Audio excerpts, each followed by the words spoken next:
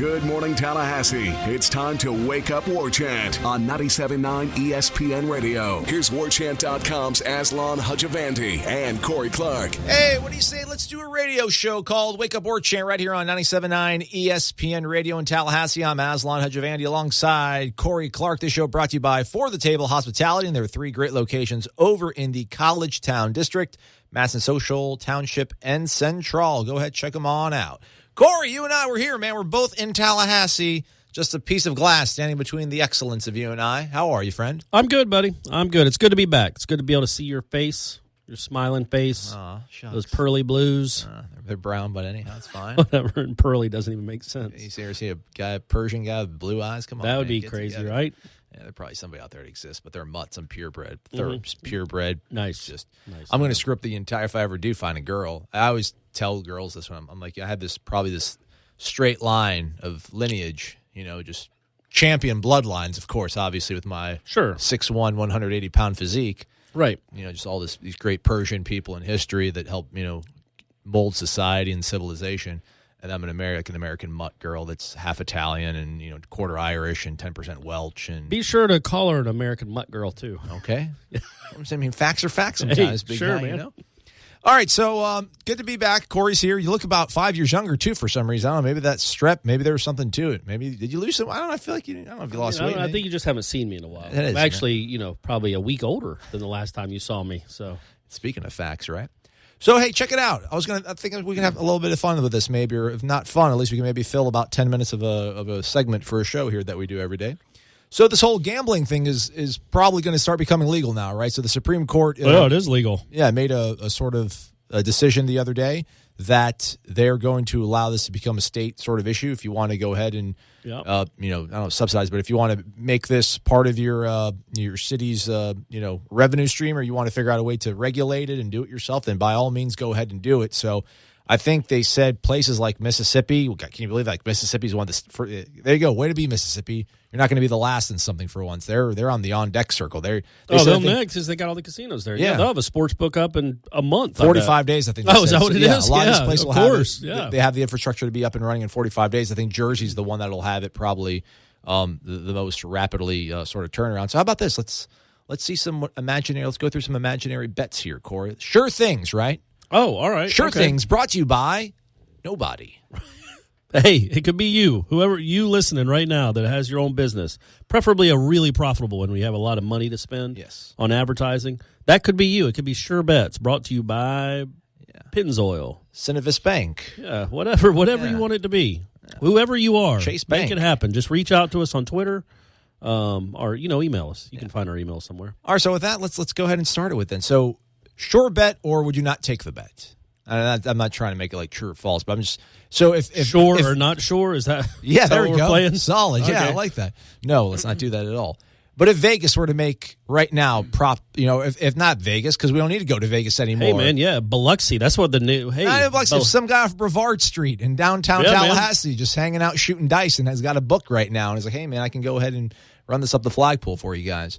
So at this point right now, when we talked about ad nauseum, but we got to continue it right now. The 15th of May, if they were to say that it's going to be like, James Blackman will be having the most passing yards of any Florida State quarterback for 2018. Do you think that's a smart bet for the book or a bad bet for the house? Man, that's a good one. I would say, I wouldn't touch it. I wouldn't touch it. Yeah, that's fine. But I would say I would not say a smart bet because I don't. Again, I wouldn't be surprised, but I certainly don't see that as a certainty. You know what I mean? We should do that like with confidence points in terms of what we feel like the most confident sort of bet. So then let's go right to the running backs. Okay. Cam Akers will most likely be the leading rusher for Florida State. Mm-hmm. How do you feel? I mean, would you take that bet? Is that a good bet? Bad bet? That is yes, that's a sure bet. I would put a lot of money on that. Cam Akers? Sure bet. Sure, as long as he's healthy. Yeah, of course. This is all based on health. Yeah, Cam Akers will be leading the team in rushing. Really? So Kalen LeBourne, you don't see possible, but you don't see as a probable I like thing. LeBourne a lot, but Cam Akers is awesome, and he was awesome last year. And he's presumably just going to be better. So I think he'll be the marquee guy, the feature guy, And LeBourne, Patrick, and the other guys will be splitting up the other half of the carries. Okay, so we're two position groups for the offense, and right now you feel like running back is the more wise investment. Well, then let's go to receiver. Okay. I don't who would you if you were Bookie Corey? Yeah, Corey, I got a guy over on Georgia Avenue in Duval. He can place bets for you. If I came to your bookmaker and I wanted to see who's going to be the number one guy on the board for you for Florida State's wide receivers. What do you want to do? You want to do catches? You want to do yards? You want to do touchdowns? Which one you want to do? It's your bookie, man. We'll do catches. Okay. Who would be the number one guy on your board? Nooney, probably. Ooh, but nope. But not touching that. Do not want. DJ would be right up there as well. It's one of those two, I think, just because of the position they'll play. They'll be catching a lot of 4 or 5 yard screen passes, and the big guys will try to be blocking for him downfield.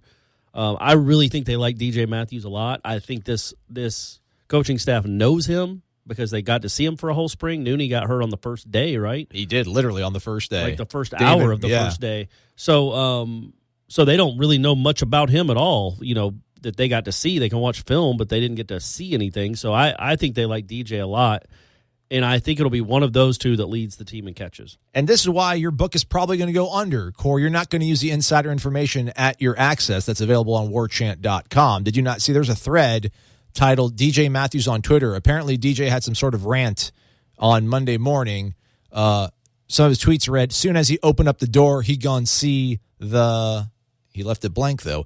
I'm taking everybody blank this year, and it was the poop emoji, very angry emoji. I'm mad. Man, what could be going on right now, DJ Matthews? Everybody was worried about maybe he's going to leave, but I think people were assuming that it was something about maybe his number. Maybe he's not going to get the number he wants. Or it could have been something. It could have been an Xbox game. He could be playing Fortnite. Who knows? Who knows, man? Who can read the minds of 19 or 20-year-olds and worry so much about their social media feeds? I would, on that one, I would diversify my portfolio and probably stay away from the chalk, and I would kind of see what kind of odds you had on Tamori and Terry. But I don't think catches. I don't think he's not going to lead you in catches. He might lead you in yards. I think there's a chance. That would be, to me, that's probably like an 8-1. Terry leads the team in yards.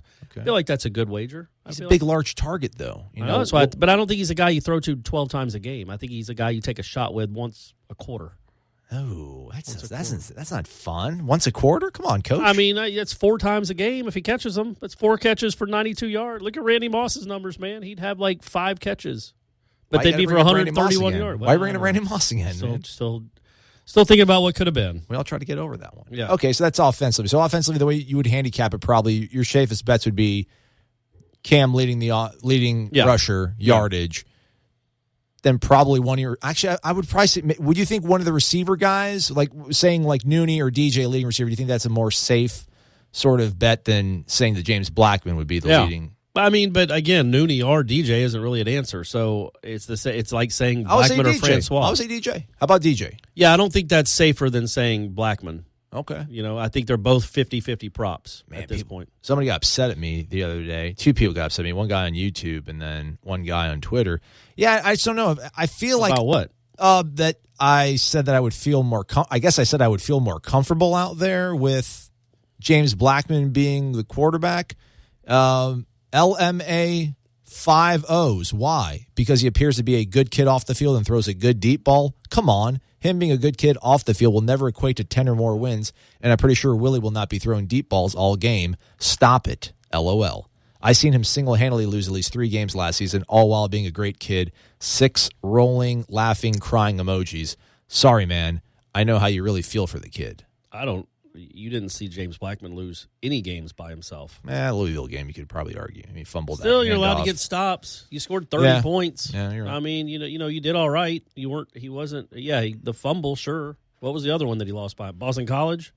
Miami, where he led him to the game-winning touchdown with 40 seconds left or 50 seconds left? Maybe NC State when he fumbled that, make that good run. And man, they couldn't do anything. Yeah. At some point, the guy calling the plays would get some blame for that.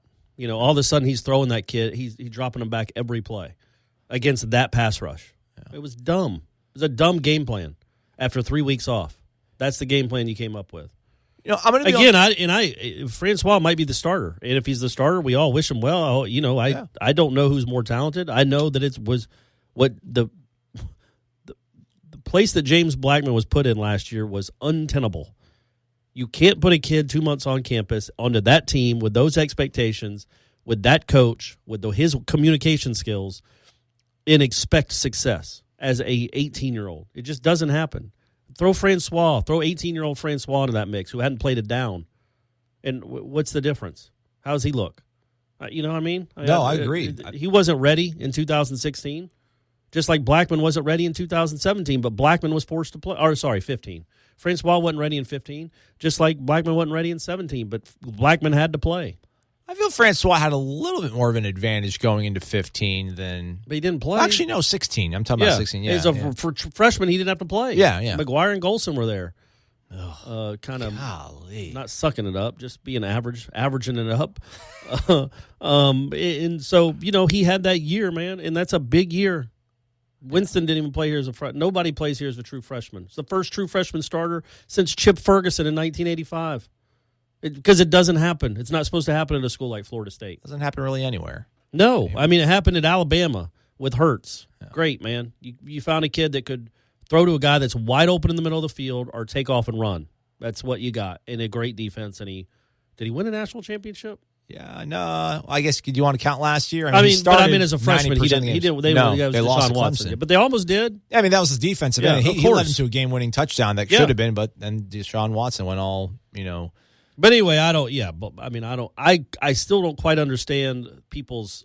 I don't know how anybody can have a strong opinion on either one of those players at quarterback. I don't know that Blackman's any good.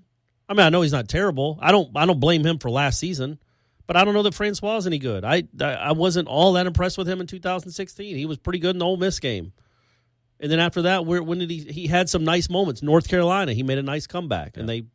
Just like Blackman had to deal with Miami, the defense Michigan, let him down. He had a pretty good fourth quarter in Michigan, right? No, he was 9 terrible out of, first. Yeah, terrible game, but that he threw the one touchdown to Nooney. Nooney made a great play. That wasn't Francois. He was 9 of 30. That was a good ball. It was a good ball. Sure, Nooney made a really great catch. That was a good ball, though. Sure, but he also threw the crazy pick six that got him back in the game. So he and that was his 14th game of his career.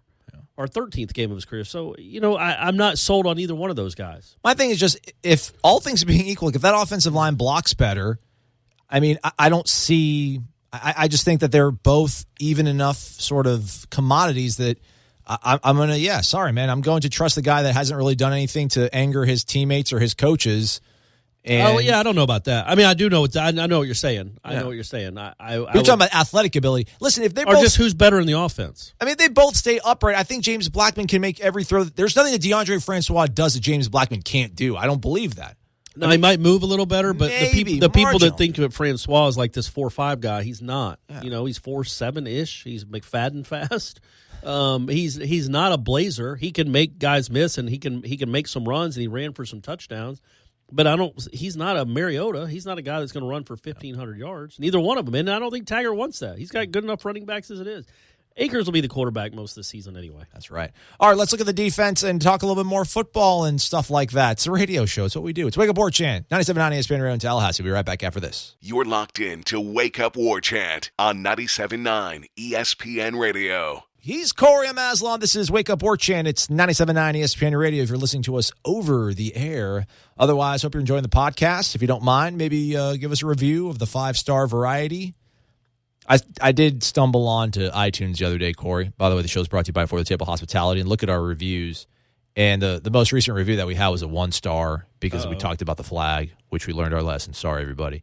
The flag? Yeah, the Confederate. I talked about the old flag. Anyhow. Sorry. Sorry. A couple. Sorry, I have an opinion about the Confederate flag. A couple ones higher up on the list.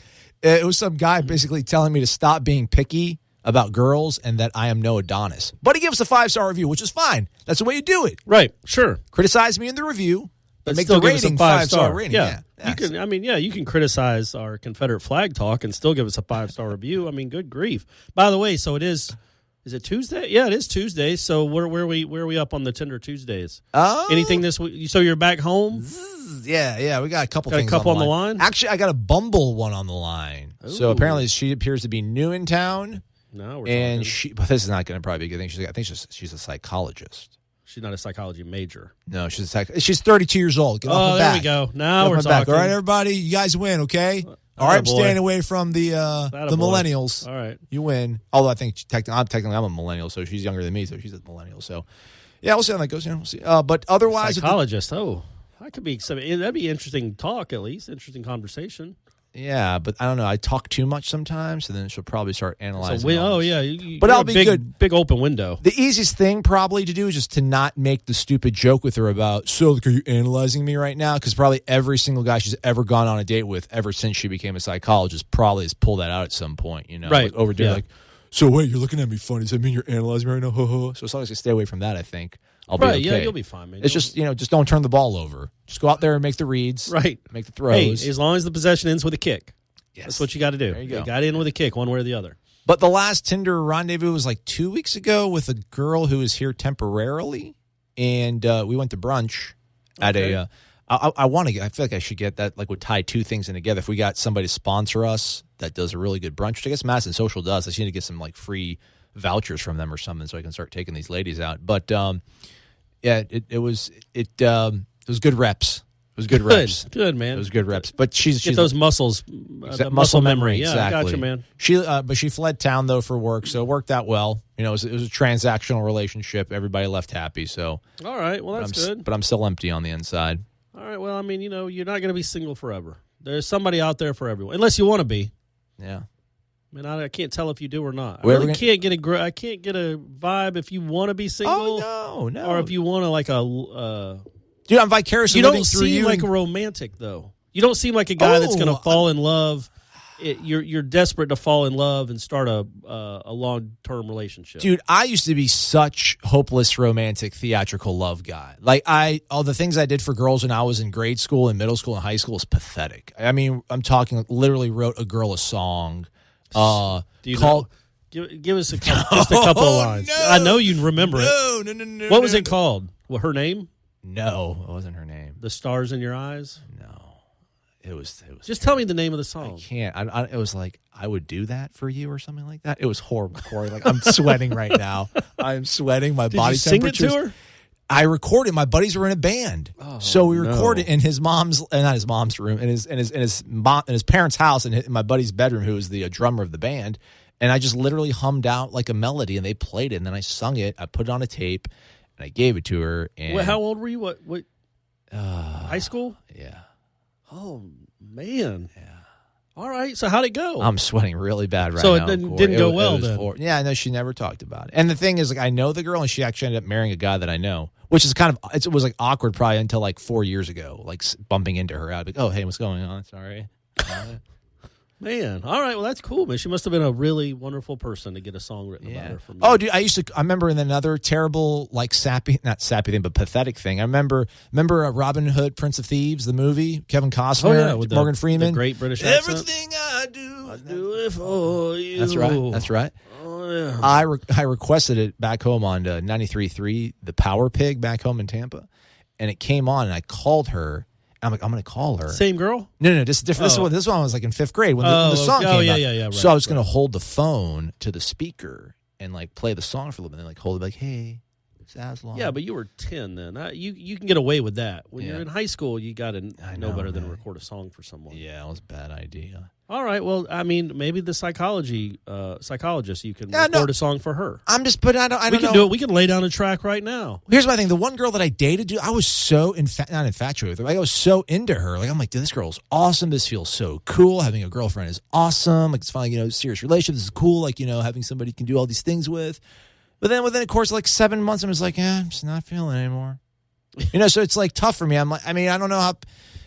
I think I've had so many, now the clash of like philosophies now with so many girls is like, they're like, I want someone who just like, loves me, that, like can't live without me. I'm just like, I don't think that's the way it works, man. Like, I just want someone like I'll be cool with, and like we can get along. We have we have shared interests, but then we have things that we'd like to do without one another that keeps things healthy. And then absence makes our heart grow fonder. You go out for a weekend with the girls and do something. I'm at home with the kid, and vice versa. Then I'll go out with the guys, and then you stay. Like, I think there's all sorts of different, you need tempos, you need variety within things. I don't think it's just like this eternal flame that burns that will never be extinguished. No, it's definitely not that. Yeah, so I mean that's the thing. And then you tell girls, you got to find somebody that you like just being around, whether you're even attracted to them anymore or not. that you just like. Hopefully you want. Hopefully you're going to still be attracted to them. Yeah, golly. But I mean, like you just like them. You like hanging around them. You like watching a movie with them, or watching sports with them, or going to dinner with them. You just like the conversation. Right. Yeah, that's fair. I feel like I should give advice because I'm an ex-husband, so I know what I'm doing. Obviously. Well, what doesn't kill you makes you stronger, man. Right. Sure. Just sharing real field experience out there with us. All right, let's progress along to conversations relating to sports and athletics right here on Wake Up Warchant, 97.9 ESPN Radio in Tallahassee. All right, so we talked about the offense, Corey. So let's go with the defense. I think this is probably the most shake up, throw them up. You really can't say anything besides Brian Burns probably leading the team in sacks. That's the best bet, I would say, on defense. Yeah, I think the better question is who leads them in tackles. I was thinking that, but I don't. I hate that. Dontavius Jackson or Brooks. So what does it mean though? It's because it's like a defensive lineman never leads a team in tackles. But then when a safety, didn't Derwin lead the team, or was it Matthew Thomas led the team in tackles? By like two, Matthew Thomas did. It's like when I remember back in once the lost decade started happening, the secondary, those guys would be leading the team in tackles. You're like, it's never a good sign when your safety's the guy leading the team in tackles, and it's like, well, I don't know. How does it all work? I guess I would probably naturally want to lean towards linebacker, but yeah, that would not be a good bet. And I don't know who. Emmett Rice, Jackson. No. DeKalon Brooks. So I was asking Ira this the other week, and it spun off into a conversation. If there's one player that you could say with absolute certainty is going to be on the field starting Monday night, Labor Day against Virginia Tech, who would you say? On defense. Anywhere on the team. Anywhere on the field. All 22. DeMarcus Christmas. Look at you. That's what I said. Yeah. I went with Brian Burns. But also Levonta Taylor is a close second. And Brian Burns is there too. But Taylor's going to be starting at corner. He was good last year. And Stanford Samuels, I think, will be another starter. Well, I was saying DeMarcus is the sure thing slam dunk. I went outside that, and I said Derek Kelly. I really think Derek Kelly will be one of the five guys that's going to start on the offensive line. Sure, and and also Cam Akers will be starting. Yeah, but the thing is, if there's two backs, then it's not as True. I don't know, it's not as crazy. It's not as it doesn't carry as much weight. So, with that stuff working there on defense, so I guess does that show then that the most, because we were able to name guys left and right. He could lead this category, he could lead that category when it came to offense. Defensively, the fact that we don't know who can lead the team in tackles. I don't know. Does that make you think that the defense has got more question marks? Do you feel less confident about the defense than you do the offense going into June? I think going into the latter stages of May. I do. There are more question marks. I think. Because I do think no matter who the quarterback is, it's going to be an experienced quarterback that's won games now and lost games, but won games and played well. And both those guys played well in big moments and struggled in some, but we know them. You're going to at least have a grasp of who they are, and the running backs are good, and Gavin and Nooney and DJ and Terry, they're going to be pretty good at wide receiver. Defense, you have no idea. You don't have any idea. I think Cyrus Fagan's a good player. I don't know. We haven't really – it's not been proven. I think those linebackers can play. I think they can move, but it hasn't been proven. Other than I think the who's the big kid? Marvin Wilson. I think he's good. He hasn't really proved it yet. You know what I mean? So those are all I think there's many more question marks on that side of the ball. Same thing with Harlan Barnett. We know he can coach defense because he did it at a really high level at Michigan State. But how quick will these guys learn that system? Is it going to be a year transition, or is it going to be right away? Jeremy Pruitt installed a pretty new system right away, and it worked. Can he do that, or is it going to take a year? He's not working with the same talent that old Prue Dog worked with, but still. It's nothing but question marks on that side of the ball. Who would lead the team? Who would you say at Corey's book of gambling would be the guy on the board for leading the team in interceptions? Nate Andrews, is he back? Did he get a ninth here? He did not. Oh, so he's not going to be able to do it. I would say, I don't know, man. That's a good question. I think Taylor will have a chance because I think they'll throw at him. Oh. Not because he's not good. He is good. But he's a smaller guy, and I think there'll be a lot of times where quarterbacks just take chances with him. So it's going to be Samuel's Island? teams are going to be like, don't go on Samuel's the Third Island. I just think, no, I just don't think, I think Taylor will get more chances on deep balls to make interceptions because I think they'll challenge him more on deep balls to make interceptions. Because of his size. Because they'll just throw up some jump balls to guys because they don't think he can compete maybe physically with the 6'4 guys, and he can. He's already proven it. All and right. I think this year he'll be better than he already was, and I think he's going to make some plays down the field. Coming up next, a crazy philosophical discussion about who's got your back and what it means in the game of football. I don't know if it'll make sense. Hopefully, Corey can get me on the rails. It's Wake Up War Chant, 97.9 ESPN Radio. Coming right back after this. You're locked in to Wake Up War Chant on 97.9 ESPN Radio. It's Wake Up War Chant, 97.9 ESPN Radio.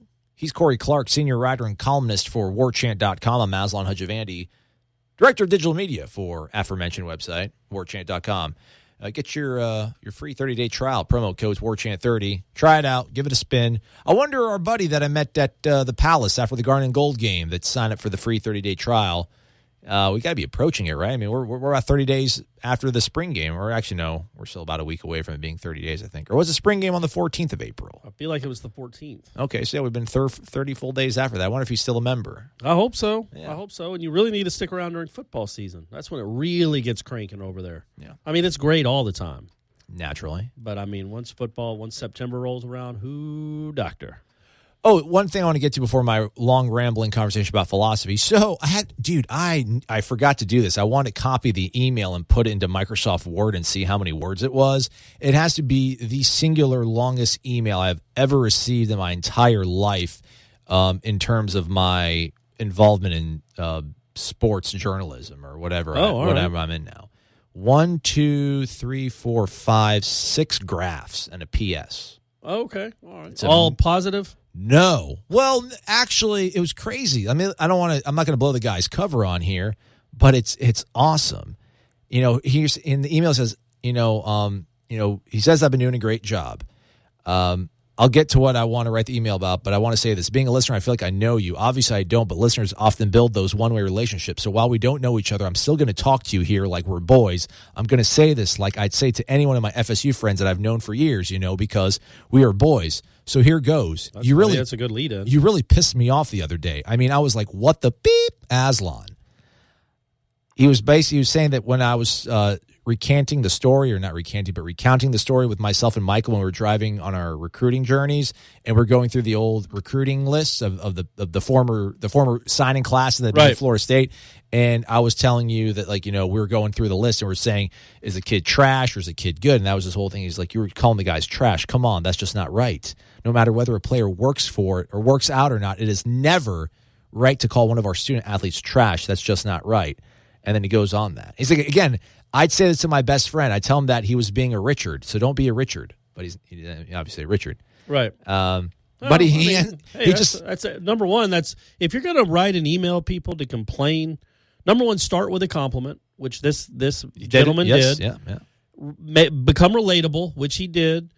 And make solid, salient points, which he did. When you call someone trash, that's different than saying he wasn't any good. Yeah.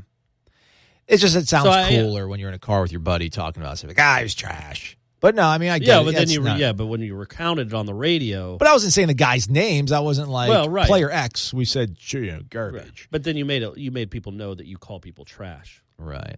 But then he ends it with, all right, enough of that. Give us some more of the Tinder stories. Well, you just got one. Yeah, there you go. You got one from high school. It wasn't even a Tinder story. It was you made her a song. My shirt is soaking wet and sweat. So you said, did they play guitar and bass and the whole thing? And my best friend's a guitar player. And then my good friend, my buddy who got us the whole thing with the Masters, he's a drummer. Okay. So yeah, I've been knowing him since day one. You sang her a song. I sang her a song. You wrote her a song. I wrote her a song. It was horrible. Sang it. Please stop making me No, but I'm relive saying this. she didn't say a word about it ever. Not one word. Not once. Not even. That was not even. Actually, I kind of lied. I'm just going to go ahead and get it off my chest then. Golly, this is so uncomfortable, man. I'm glad we're not on YouTube right now. I actually dated her freshman year summer of college. So we went home after freshman year of college summer. So it's getting worse. It's getting worse. Okay. It's getting worse, Corey. So what happened was, she Oh, God, this is so terrible. Literally, you're so sweating. Many viewers. Oh, God, our listeners. So I don't know what happened, but for some reason, she left a whole bunch of textbooks with me. I had all of her textbooks for some reason were left in my car over that summer. And High school summer. No, this is summer of freshman year. So you went to college with her, too? Wait, golly. Maybe it was the summer before. You went to college I think it was with the her? summer before freshman year. Okay, She went to summer term at Florida State. I was still at home because I wasn't going to go until fall. Gotcha. I went to UCF. So yeah, maybe she was taking some classes back at St. Pete College. But anyhow, I had some of her books. So we dated for whatever. We saw each other. We went on a couple dates or whatever. Like I was totally smitten with this girl. And it felt like it was reciprocal. But then, I guess she got it back at the college, and she was in Kappa Delta Theta, which was a bunch of smoking hot chicks. So they probably had their pick of the KA, or whatever. I don't even know. I can't imagine anybody else wrote her a song. So she left all these books with me. So golly, here we go. I put the tape in a box with all of her books and sent it to her sorority house because she was living in the sorority house. I wasn't trying to be a jerk about it. Okay, so you weren't in high school. You were in college when you did this. Well, technically, yeah. I graduated high school. Okay, I thought you were like 15. I didn't know you 17. I didn't know you were voting. I wasn't voting. I was 17. Oh, okay, you're only 17. All right. Come on, man. Try to help me out. So Apologies. That's how it happened. All right, can we not talk about it ever again? Well, then maybe she didn't even know what it was. Maybe she somehow never played it. No, she knows because it got around back to some of my friends. So it's like, but thankfully she's a good sport because I think she only told a couple people because only a couple people know about it that weren't in the room recording it with me. Don't you think she played it for her whole sorority? Oh God, Corey, stop! I mean, that's the first thing you do. Sorry, I mean that's what maybe nobody's written me a song, so maybe she's a really sweet person and wouldn't do that. All right, she probably didn't. So back to sports. Yeah, sorry, man. No, you're not. It's okay, though. And this isn't going to really make, no sense right now, but I had this whole thing. Yeah, let's go. You got a philosophical debate? Well, I mean, this is the thing. Well, there's two parts of it. One of them I almost want to save for another rainy day, but because we're already, more than halfway through the program. So Did you make two copies? I did not make 2 copies, I wanted to hear one. I don't have it. That's too bad. All right, go ahead. Okay, so the question I kind of have here is, Ira was talking about it when he was on the program that an observation that Bryant McFadden had made, a former Florida State football player who went on to win, I think, Super Bowl rings with the Steelers and the Cardinals, maybe. Well, they didn't win. Cardinals didn't win one, but he got definitely rings. won. Was one with the Steelers? He might have won 2 with the Steelers. I think Iris had multiple rings. Anyhow, one of the observations he made was that when he kind of told Charles Kelly, "Yo, I'll come hang out for a summer with you and kind of observe and maybe give you some feedback." And Charles Kelly was all about that. Well, you had such specialization on defense. You had Odell Hagen's just coaching 4, 5, 6 guys on the interior. Yeah. Brad Long, just with the defensive ends. And then you got Charles Kelly, who's the actual coordinator who's doing cornerbacks and safety. So he's doing all the defensive backs. So he has a lot on his plate. So I guess this all dovetails into things, and it's going to be really confusing. So do me a favor. When I'm not making sense, Corey, tell me I don't make sense. Don't go along with it. Don't fake it. Okay, stop me. I mean, I wouldn't. So this observation I kind of made was, the whole thing was that the previous guy had this really, I don't know, a deathly aversion to having to fire his friends. I noticed that Raymond Woody was Willie Taggart's defensive coordinator at USF. He was actually his defensive coordinator, if I'm not mistaken. Oh, I didn't know that. Which I probably should fact check because it could put a whole entire chasm into this. He definitely was on his staff. He was. But when he got to Oregon, he hired Jim Leavitt. It was one of those things where it's kind of like either you tell your brother, listen, I love you, you're my guy, but man, we got to we got to make sure this works. So we're gonna have to kind of maybe bring in some outside guys and make sure we're good to go. So the fact that he does that and has the sort of foresight, I guess, to bring in a guy like Leavitt and then keep a good relationship with Woody, that's obviously, I think, a really kind of encouraging thing to see, a guy that can maybe admit that his best friends aren't maybe the best fits for the jobs. But to that point, I'm kind of getting to where you put so much on your plate, the way that Charles Kelly had, the way that Jimbo has so much stuff on his plate. My kind of concern with Willie is that, who do you lean on when things become too much? When the stress of the job, the pressures, and the responsibilities become too much? Who is your second in command? Nick had that with Kirby forever, right? Right. But who's been that guy the last couple of years? Yeah, I mean, well, he hasn't had that, and it hasn't really affected it, so I guess this kind of renders the point moot. But, this is a really good staff, man. I think we believe that Walt Bell's not going to be here probably in 3 years, right? I mean, and that just goes for anybody. No coordinator really. This isn't the days of Mickey Andrews. Right. And if they're good, if the offense puts up points. Well, even if they're not good, then he's probably going to be replaced, right? True. You know, so yeah. It's hard to see any way where he stays for 4 or more than 4 years, I would say. So, but these guys, like, you know, whether it's Barnett, whether it's Snyder, you know, these guys are fairly. These aren't Willie. I mean, they're Willie guys. He hired them, but these aren't the guys that he kind of grew up and came up with. So when things start hitting the fan, like, will he be leaning on Raymond Woody and Telly Lockett more than he will be leaning on, you know, the guys who have been in the BCS bowl games, that have been in the 10-win seasons left and right? I mean, that's the only thing that maybe gives me a little bit of pause, because that when you know, I was talking about that with, you know, Charles Clay putting all that stress on, I'm like, that's kind of a good point, because so many coaches have like a good second in command. Urban Meyer had, you know, Tom Herman to lean on when he was at Ohio State. Like, I don't know if Jim Harbaugh really has that in Michigan, and maybe that's kind of costing him a little bit. So, like, I don't know. Do we still feel though that I don't know if they have the chops to be the best guy to be in his ear, like that guy that's giving him the good and the bad on his shoulder? Yeah, I mean, I think the guys that haven't been with him every stop. I'm not talking about Woody and who the Telly Lockett, Alonzo Hampton, I guess. Yeah, I'm not talking about those guys. The guys that he hired from the outside, quote unquote. Man, I think they've done so much that, you know, Harlan Barnett's not 28 years old. He's been doing this a long. He played in. I mean, what is he? He's got to be 50 years old, because he played in those 87, 88 games against Florida State when he was at Michigan State, and he played in the league for a while.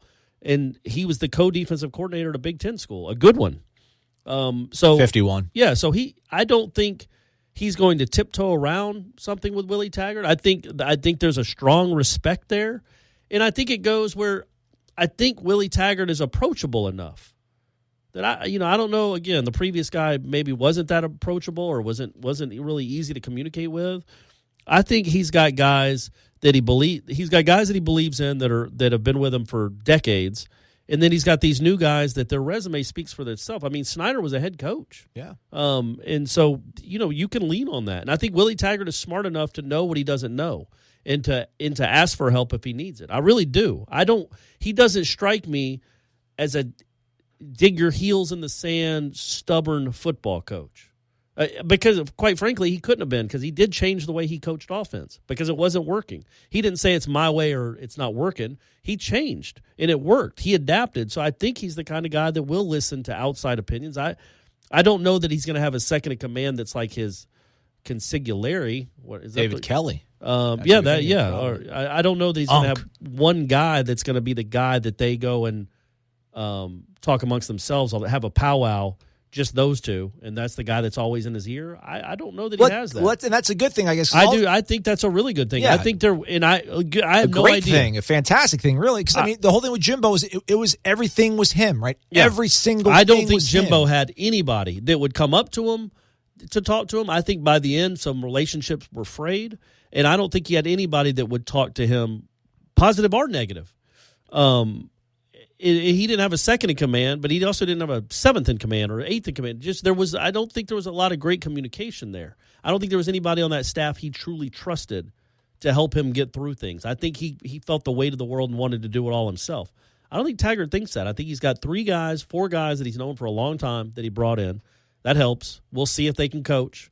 They're here. They've been doing it long enough that something's working. And then he's also got guys that he had no relationship with prior to here that he obviously respects, and they respect him.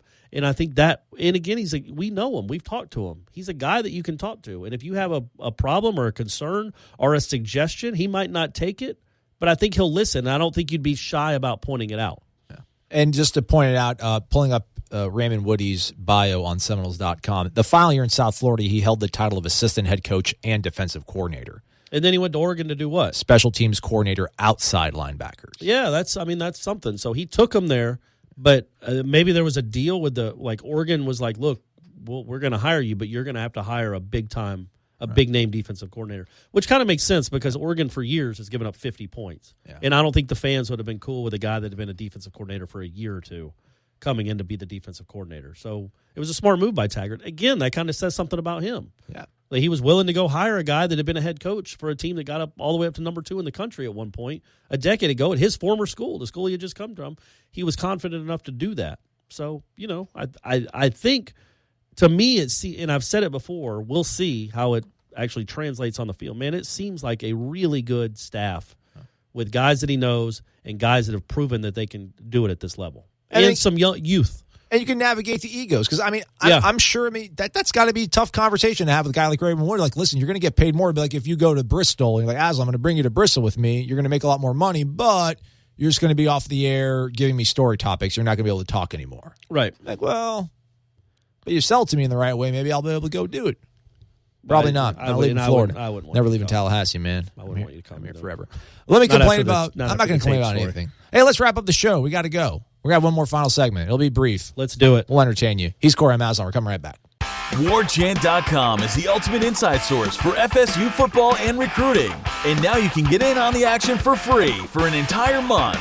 Warchant.com is offering a risk-free 30-day trial subscription. Get full access to the #1 website covering the Seminoles just by entering the promo code WARCHANT30. That's WARCHANT30. Sign up and get in on the world's most active FSU message boards. Receive breaking news, stories from our award-winning staff, plus get exclusive interviews and videos. Just enter the promo code WARCHANT30. Warchant.com, your ultimate Seminole sports source. Winding things down on this edition of Wake Up Warchant right here on 97.9 ESPN Radio in Tallahassee. I'm Aslan. He is Corey Clark. The show brought to you by For the Table Hospitality. Remember, one of the big perks of being the member on warchant.com, people, is that you go on the message boards. The message boards is what keeps everybody, it keeps it sane. It's the virtual sofa. Everybody talks about things. This is a downer thread, though. I don't, what's said on the tribal council stays on the tribal council is what was the motto at one point, Corey. But there's a guy who, last month he caught the fever. He caught the Willie Taggart fever, man, and he's all about his Noles. He's all about his Noles. Right. And apparently it's in Jefferson County, which is, 2 counties over? Could be. I think it's in the Panhandle, right? I think Madison is east of Leon, and then I think the next one over is Jefferson, I want to say, because I'm pretty sure I got a speeding ticket in Jefferson County one time. There you go. But yeah, and he was totally motivated. He's like, I want to start a Seminole, I want to start a booster alumni club here there used to be one in our town, but there no longer is. So this guy, everyone's like, dude, man, go do it. You can do this. And then, a couple guys that actually are on the boosters were giving him some, hints, reach out to me, email me. And it came down to it and just like, apparently you need 10 people. You need either 10 people. Yeah, you need 10 people to start like a booster club chapter. Oh, okay. And in a county where there's 800 alums, he couldn't get 10. He couldn't get 10. And there was another person on the message board who's actually from Jefferson County as well. I was like, dude, I'm with you. So they had 2. You 2 right there. We couldn't get 8 more. Only 80% more to go. So if you know anybody in Jefferson County, people, that's a Florida State fan, get them on the board. Golly, this is... Yeah, what's the membership fees? Come on, people. You need a booster. It's 2 counties over. You need a booster club and two counties over. Like Florida State just has a weird... I want to see one of those election day maps. Maybe Taggart will visit. Maybe that'll be part of his booster tour. Yes. We'll go to the 12-person Jefferson booster event. Some guy's backyard. Let's do it, Willie. Let's win this one over. I want to see that electoral map where all the counties are shaded garnet, shaded orange, shaded blue. Because, I don't know, Florida State just has I think there's no territories that Florida State really owns in this state outside of, Leon County. We're a Seminole territory. I guess Madison County, is Seminole territory. But, dang, we can't get 10. Pensacola, maybe? Would that count? I don't know. I think Pensacola still has got enough Gator fans and they got enough Alabama fans. Dude, when we were in Panama... there's a lot in Jacksonville. When we were in Panama City, one of the questions the lady asked Willie is, when are we going to play Alabama game and beat them? And it's like, whoa, let's not play Alabama for a little bit unless we're contractually mandated to the college football playoff. Yeah. Otherwise, let's not go barking up that train more. But that's a huge deal to those people in the Panhandle is the Alabama game because there's so many Alabama fans in the Panhandle. But I think Tampa is getting closer to 50-50, but I feel it's still probably 55-45 Gator. Orlando, I still think, is predominantly a Gator area. I think Jacksonville is. Miami, though, I think is mainly Florida State fans. Jacksonville's got a bunch of. Jacksonville's has been Florida. There's a lot of Florida State fans in Jacksonville too. So I don't know if it's still it's Gator. They'll even tell you. Gold Mom, the veteran, the voice of the hardcore Florida State fan that's been here since the 50s. Yeah.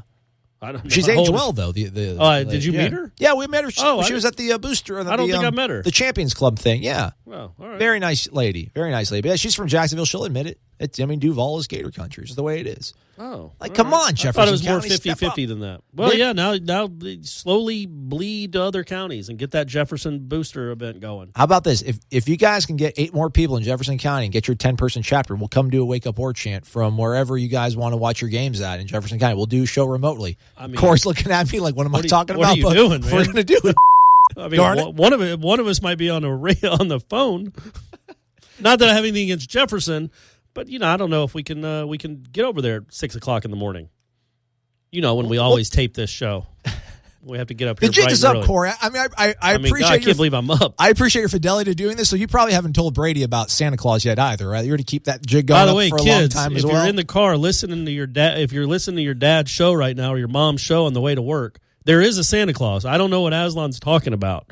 Yes, I've told Brady about Santa Claus, that he comes every Christmas Eve and he drops off presents. So, and I'll tell him. I'll just keep telling him about it until I pass away. Okay, all right, good rebound. Thanks, man. Hey, man, I'm just looking out for all the parents listening. Couldn't do without you. Sorry about that, Mom and Dad. I'll get better. Of course, keeping me in line every now and then. I did tell him that the Easter Bunny is just a bunch of bullshit. Oh, jeez. Sorry. All right. Well, sorry. Fantastic. All right. Well, we're even on those. We were going on such a nice high note there. There's something I want to ask you about, but we'll save it for another day. We're going to come back. We'll have a show tomorrow. We're probably not going to have a show on Thursday. I'm going to be on the road with Michael Langston with the recruiting stuff, but we ought to keep it rolling here. And another cool thing I want to say before we go, Corey, shout out to Wilson Lemieux. He's a friend of the program. We put the phone number out a while back for people to call in and actually leave a message. Yeah, that's right. Does anybody do it? We've got 2. Are they both from Wilson Lemieux? No, one of them's from Wilson Lemieux and one of them's from another person. But Wilson was all about being the first guy to walk on the moon. But somebody actually left a message Sunday night that wasn't him. Apparently, I gave Wilson the wrong number. Oh. I'm sorry, brother. I don't even know how I did that. But yeah, so we got 2 messages. And they're pretty good. So it's going to be cool. So when we do the mailbag. So we're going to do that on Thursday. Well, give the number again so people can call right now. We're going to do it on Friday. I don't have the number readily available right now. Oh, boy, that's good radio. I mean, shoot. I thought you were trying to get people to call. We got to look at each other and make eye contact on these things. It's 850-792-5730. I wish it was like 850 Corey, 850 number Coracle. 1. That probably spells out. Oh, maybe. So what is it again? 850-792-5730. Yeah, just call, leave a voicemail. And we'll play your question. Yeah, we'll play your voice on the air. And if you want to write a song for one of us, you can do it. I mean, that's fine. You can get backing vocals if you want. You can get a whole backing band. Whatever you want to do to make your presence known on Wake Up Warchant. He's Corey. I'm Aslan. Thanks for listening. The Sod Cemetery, Osceola and Renegade, and of course, the War Chant. These are great traditions known to all Seminole fans. If you are a card-carrying, garnet and gold-wearing Nole, don't you deserve a site that is truly dedicated to covering FSU sports? Warchant.com's staff has over 50 years of experience covering the Seminoles. Warchant.com is the only FSU outlet with a full-time recruiting analyst in Tallahassee. Plus, it's the only site with a full-time videographer and a daily podcast, 100% dedicated to FSU sports. Why act like Gators and settle for second best? Warchant.com, your ultimate Seminole sports source.